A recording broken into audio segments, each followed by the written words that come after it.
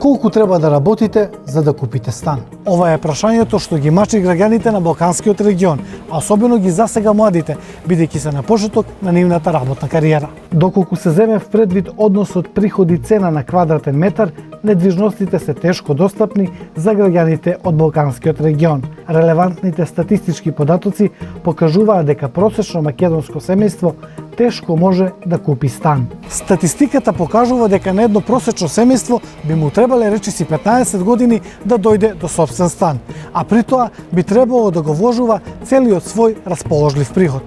Според податоците, од земјите во регионот со просечни приходи засега најтешко е да се купи стан во Србија.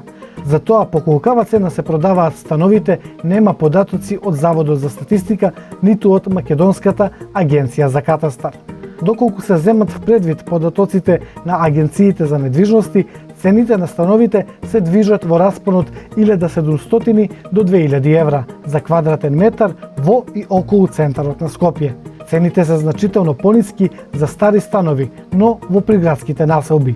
Анализите на Народна банка покажуваат дека цените на становите во последниот квартал се зголемиле за над 20%. На покачувањето на цените влијаеа неколку фактори, особено пандемијата, инфлацијата, зголемените трошоци за градба, зголемените трошоци за градежно земјиште, но и зголемените трошоци за комунали.